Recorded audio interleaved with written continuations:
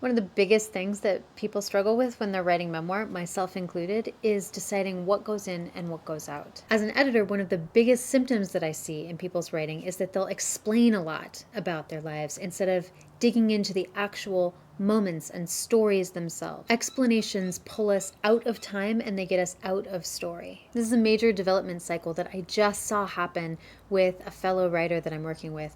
She gave me a draft a few months ago where most of the best parts of her story were in there and they were clear and they were solid. But then there were these big swaths of time where she didn't seem to know what to do. And so she was kind of explaining what life looked like between point A and B. And most of my comments were getting her to dig into what specific moments got us from point A to point B. She was a little disheartened by my feedback because she thought she was almost done. She had told the major parts of the story. And here my comments had asked her to go a layer deeper and add months onto editing and writing in new stuff. But what happened for her when she really dug in is the same thing that happened with me on my first book.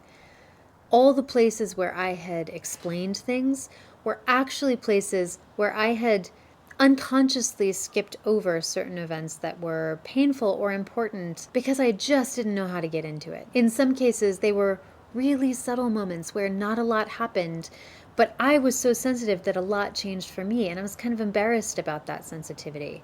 And so I convinced myself that those stories didn't matter. What happened when I finally slowed down and I started to think about what were the moments that got me from point A to B is I found that so much more of my story mattered. So much more of my inner experience mattered, even if what was happening on the outside was very subtle and where I first brushed myself off as being too sensitive.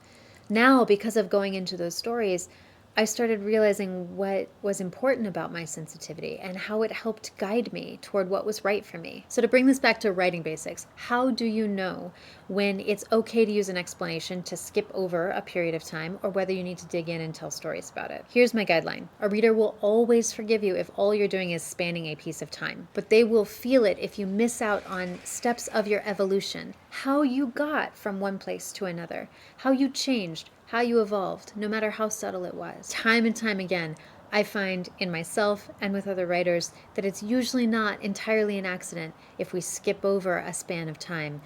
Usually we're trying to create distance so that we don't have to see something precious and delicate in there. But all of memoir writing, for me, is about finding what's precious and delicate and giving it the respect and the attention that it never got before. This is just one of many insights coming out of our amazing community at Tell Your Story. And if you're interested in joining us, we have 5 slots open for our workshop in December. Message me for more.